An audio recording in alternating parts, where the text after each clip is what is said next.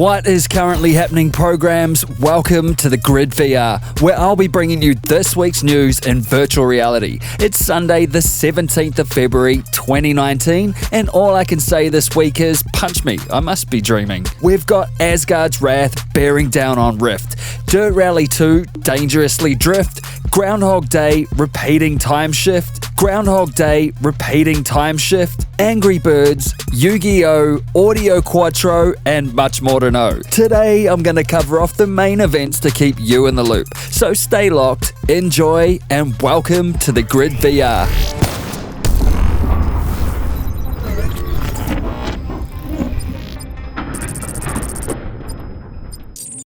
Sansaru Games and Oculus Studios have teamed up once again, this time to deliver Azgard's Wrath, a Norse-inspired action-adventure game with RPG elements and ambitious ideals. Fill the not-yet god-sized hands of a fledgling god and test your worthiness according to several trials from Loki, the god of mischief. Take part in standalone scenarios and sagas with a range of heroes and their signature gear and moves. Swap between human heroes and your godly form, and capture and convert certain wildlife into animal warrior companions to solve puzzles, defeat enemies, and raise some hell like this Kratos. Aside from the graphics looking absolutely stunning, the game features free locomotion, a full-body inverse kinematic system, powerful and semi-weighted melee combat mechanics in combination with ragdoll physics, which allow you to do things like dismember enemies and catch enemy weapons in your shield and launch them straight back as your own. With crafting, loot, side quests, and unlockables spread across 30 plus hours of gameplay and asynchronous multiplayer, Azgard's Wrath looks the goods and will be out in 2019 on Rift, and you can stay locked here for updates. Dirt Rally 2 will be coming to VR this summer thanks to Oculus and no doubt thousands of passionate VR supporters getting behind the no VR no buy movement. After Codemasters confirmed last year that VR support wasn't planned for the game, the official Twitter account posted this image of a Rift and Dirt Rally 2. Dirt Rally is widely considered to be one of, if not the best rally game out there, and in my eyes at least, it's just insane that car sims like this even need a push for VR. Yeah, I get the potential resourcing and funding restrictions, but with higher res and wider FOV headsets ever looming, there's such a perfect fit for VR, and will soon be at a point where this will easily replace this for a fraction of the price. Tear around 8 official circuits from the FIA World Rallycross Championship in both single and online multiplayer games, while you leave epic tracks like skid marks in your undies. The pancake version of the game is due out February 26th, with Rift support at least coming in summer this year. Groundhog Day, the early 90s dry as a bone comedy frustration loop featuring Bill Groundhog Day Ghost busting ass Murray, is getting a sequel called Like Father Like Son, and it's VR only. Bang! Revisit the town of Punxsutawney and relive the loop as you experience the same day again and again as Phil Connor's son, aptly named Phil Connor Jr., with more than 8 hours of gameplay and a branching narrative. Bang, bang. Due out later this year on Rift, Vive, and PSVR. Bang, bang, bang. Live like there's no tomorrow and beat Punxsutawney Phil to the punch. Bang. Groundhog Day, the early 90s dry as a bone comedy frustration loop featuring Bill Groundhog Day Ghost busting ass Murray, is getting a sequel called Like Father Like Son, and it's VR only. Blake Harris, the author of Console Wars, is releasing a new book titled The History of the Future, which details in print the events at Facebook and Oculus leading up to the CV1 VR headset and beyond, and the company's impact on VR.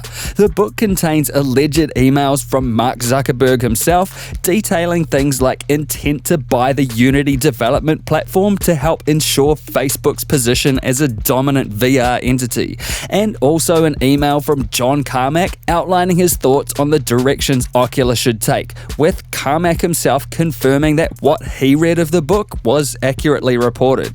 You'll need to make up your own mind what's accurate and what's not, but me personally, I'm pumped to read this title, and you can find links in the description below if you want to broaden your knowledge on the internal development build of the Oculus VR ecosystem.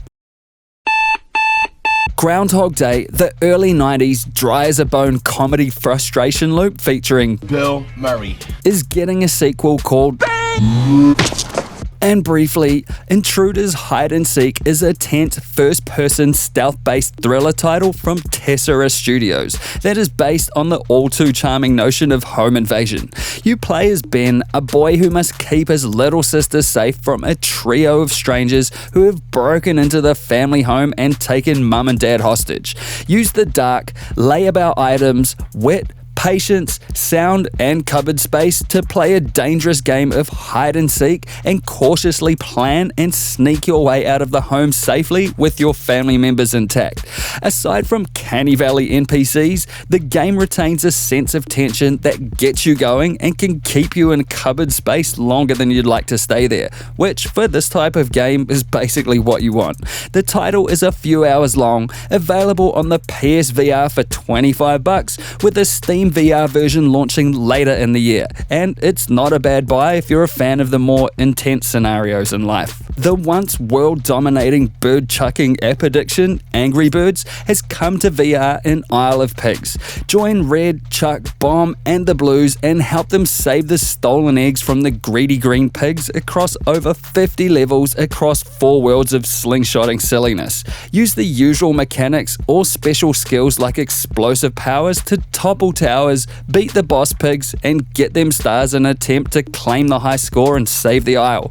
It's AngryBirds as you know it, and there's not a lot more to say as it's as addictively fun as you'd expect. The game is $15, available for Rift and Vive, and you can check the links in the description below to move beyond the app and into the virtual world of completionism. Harmonix Interactive, the studio behind Rock Band and Dance Central, are bringing a VR rhythm shooter to the table called Audica.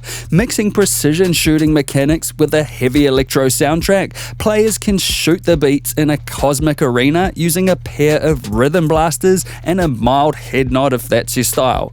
In what looks like Space Pirate Trainer invading the Beat Saber bubble with Thumper on the decks, get set to top the leaderboards on Rift, Vive, and WMR headsets on the 7th of March, and you can check the links in the description below if you want to kill some pixels. The Yu-Gi-Oh! Duel Monsters VR game I covered in this episode of the Grid VR from March last year is now live and free to play on Rift, Vive, and WMR headsets thanks to a partnership between Joseph Min and Microwave Sam.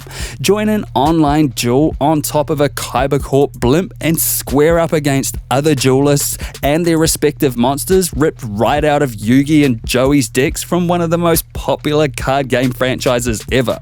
To play Duel Monsters VR, just check the link in the description below to download this game right now for free from the Discord server's VR download channel, and make your move before Konami cancels this one too. Audi have developed an augmented reality app called Quattro Coaster that lets you build your own custom racetrack in whatever space you want and race one of the company's cars around it in varying conditions that you can choose.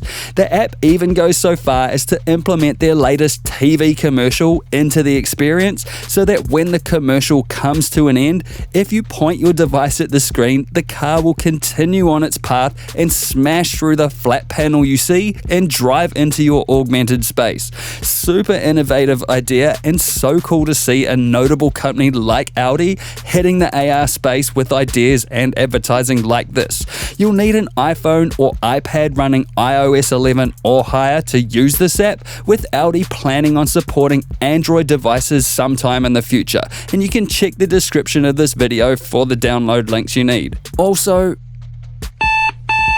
Groundhog Day, the early 90s dry-as-a-bone comedy frustration loop featuring Bill Murray, is getting a sequel called The virtual social personal favorite app of mine, Bigscreen, has had a monster update that includes a new cinema to chill and watch movies with friends, updated easier to navigate UIs, a new lobby to hang out in with groups of people, dynamic screen lighting for more realism, updated avatars, customizable how you like, a new audio driver for easier audio streaming, and a string of other improvements. So if you like VR and you like social, then Bigscreen is your movie ticket. Palmer Luckey, the founder of Oculus, has spent the last few months buying up faulty Oculus Rifts from programs with the infamous faulty right headphone issue, with the sole intent of fixing the issue and offering an out-of-warranty repair kit to affected programs so they don't have to shell out to buy a whole new Rift. Classy. Rift users can now build their own custom Oculus home environments up to 1,000 meters total size in any dimension, with 250 cubic meters of that centered on your home that you can move around in. Either jump into one of the 2 template rooms, including a cafe or a theater, and import whatever 3D objects you want to there. Anything you want, actually. Dim the lighting, invite your friends, and join the party. And a program called Sarah Cantrell has shared a photo of a group of kids in an astronomy club taking a virtual trip to the stars with a handful of Oculus Go's, which is a great example of how VR can be used to educate the youth of today. And before you go, "Oh, those screens are too close to them kids' faces, they're gone blind." Motherfucker, please. I used to sit half an inch away from a tube TV for years and my eyes are fine. How do you think I created this sexy blue overlay and this yellow arrow? And if you want to find out more about that one or any of the other topics I've covered today, as always, all the links are in the description. And finally, Article 13, which I've affectionately named Ned, is a law that, if passed, could almost black out existing videos and new uploads from content creators in the EU on sites like YouTube. This could mean that EU content creators would no longer be able to successfully share gameplay clips of them playing games. And if that sounds shit to you, then check the links in the description, read up about Article 13 first, and if you want, get over to change.org to sign the petition and help punch Ned in the face repeatedly.